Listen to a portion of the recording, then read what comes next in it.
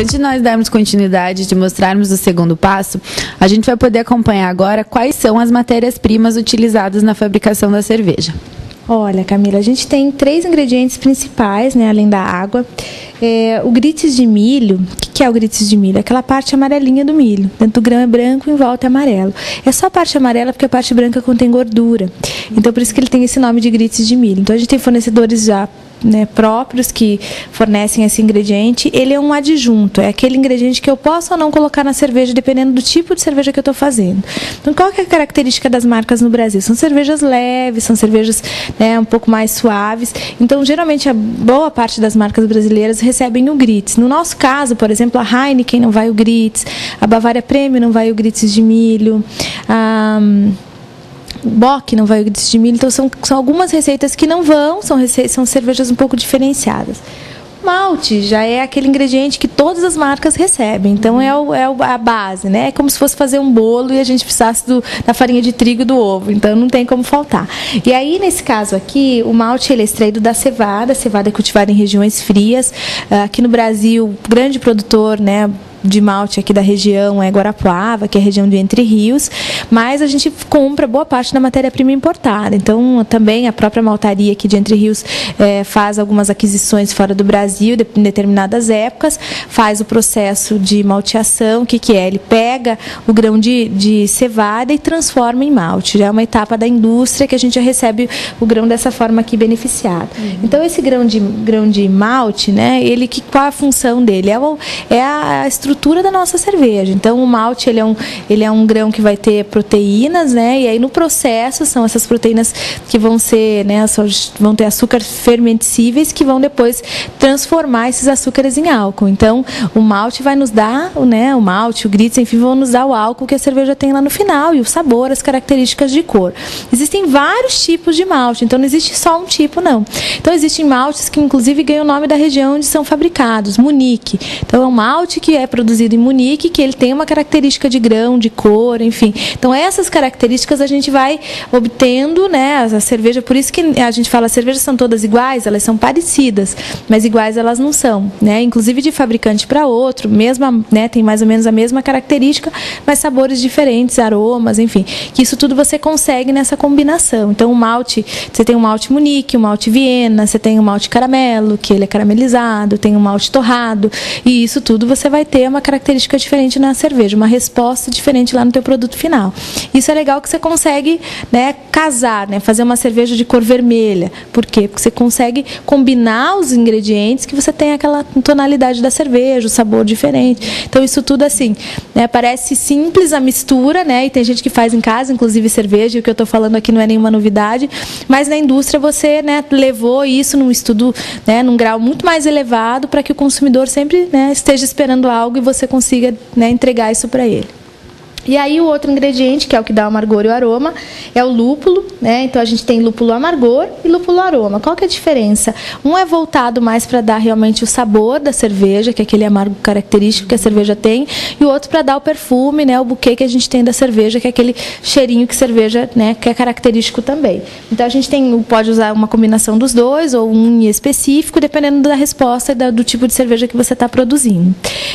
O lúpulo, ele não é fabricado no Brasil. Boa parte, né, praticamente a indústria cervejeira utiliza lúpulo importado, porque ele é uma flor, né, parece uma cabecinha de alcachofra, assim, né, porque a gente não conhece, porque não é algo que é natural aqui do nosso país. Mas e qual é a característica? É uma flor, né, de origem feminina, e somente essa flor feminina é que dá o amargor para a cerveja. Então, a gente costuma dizer que os homens gostam mais de cerveja do que as mulheres, porque eles precisam de nós mulheres para tudo. Tá vendo? Olha aí a resposta aí. Fabiana, resolvi o seu enigma, viu? Por isso que você não toma tanta cerveja, mas teu marido gosta, viu? Então aí é o segredo, mas de fato, é um ingrediente feminino para cerveja. Então a flor que tem, né, na verdade, que dá o amargor, tem que ser a flor feminina não polinizada. Então, é uma flor feminina que não sofreu ainda, né, a polinização. E isso também é uma coisa diferente da cerveja, né, um grão tão especial, né, um ingrediente tão especial. E o lúpulo, então, antes de utilizar o lúpulo, se utilizava folhas de cipreste, folhas de louro, mas isso ressaltava muito mais o sabor desses ingredientes do que do próprio produto. Quando se colocou o lúpulo, ele deu uma cara para o produto e a partir daí todas as cervejas utilizam o lúpulo hoje na sua receita. Inclusive existe um documento, né, lá na Europa chamada Lei da Pureza, que surgiu Duque Guilherme IV na Baviera, então há muito, 1873, e esse documento diz, 1573, esse documento diz, cerveja só pode ser fabricada com água, malte, lúpulo, né, e levedura e fermento, e isso realmente é levado a sério até hoje, que boa parte da indústria só fabrica cerveja dessa forma.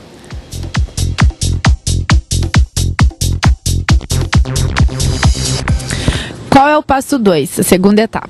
Segunda etapa, Camila, uma etapa muito importante, que é quando a gente vai transformar aquele mosto, aquele preparado que a gente falou, que a gente viu, né, os equipamentos lá que fabricavam o mosto, o malte, enfim, depois de filtrado, onde recebia agora a levedura, que é o fermento. Então a levedura ela fica armazenada lá nos tanques, vem para cá junto com o líquido e a gente vai colocar nos tanques aqui, né? São tanques de fermentação e maturação. O que acontece aqui?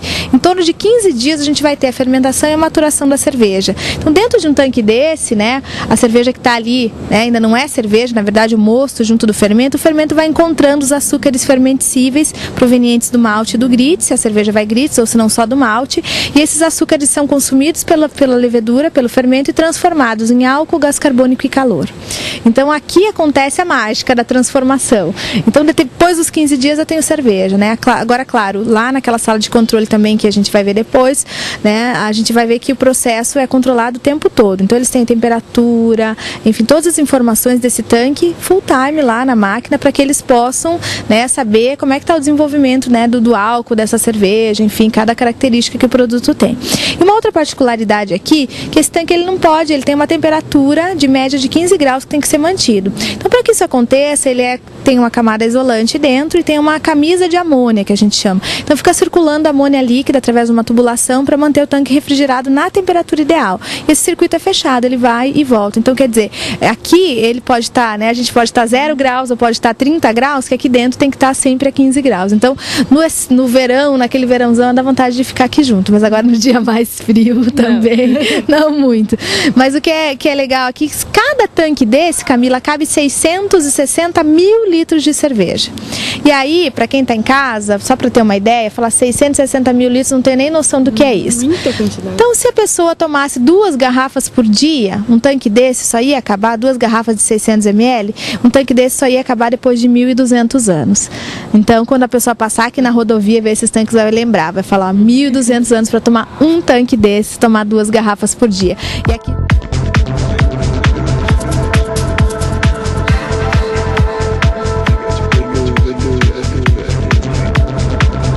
Vamos conhecer agora, então, o terceiro passo.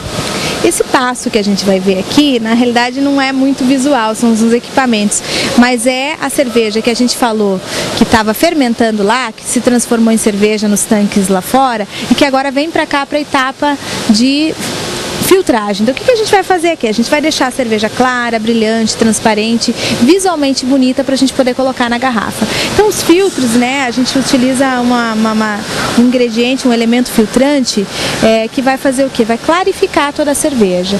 E aí, aquele visual bonito, aquela cerveja amarela, aquela espuma consistente, aquela coisa que dá água na boca, é feita nessa etapa aqui.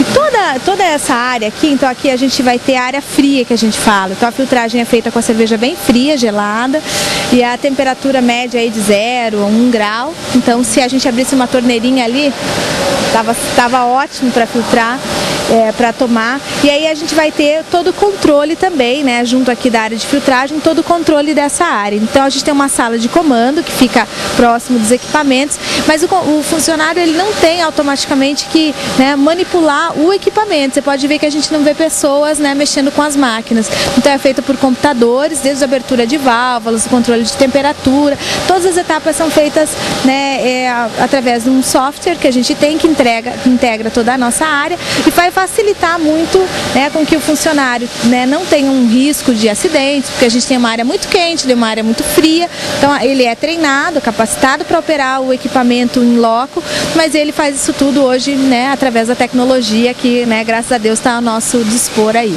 E essa área aqui, ela é interessante que a gente utiliza uma membrana chamada terra de atomácia, né, o que a gente usa para filtrar. E o que é a terra de atomácia? Né, eu nem sabia, quando eu entrei aqui, não sabia nem que existia isso, né, mas na realidade são exoesqueletos marinhos. Então imagina assim, né, é uma coisa bem interessante. Ele é um pó muito branco, de cor, parece um cal, só que são exoesqueletos marinhos, então são restos de pequenos peixes e tal. Isso é extraído, você se forma essa poeira branca, vamos dizer assim, e isso é um elemento extremamente filtrante. Então ele é poroso, ele facilita o processo de filtragem e é um filtro que a gente chama que é um filtro de velas, então é como se fossem velas mesmo, onde você coloca essa membrana filtrante e o líquido vai passando por ali e vai retendo. Então, o que é a impureza? Se ficar algum vestígio do malte, do grits, o próprio fermento que a gente já utilizou, né, na etapa anterior, então tudo isso fica retido ali e você tem uma cerveja visualmente bonita e essa é a grande diferença da cerveja industrial para a cerveja caseira, né? A cerveja caseira, ela pode ser gostosa, mas ela é turva, a tonalidade de cor dela não é tão agradável, e a cerveja industrial, por essa filtragem que é muito específica e é uma etapa relativamente cara do processo, garante o visual, né? E é aquela coisa que realmente leva o consumidor a consumir o produto, a tomar com vontade. Então, tem essa intenção mesmo.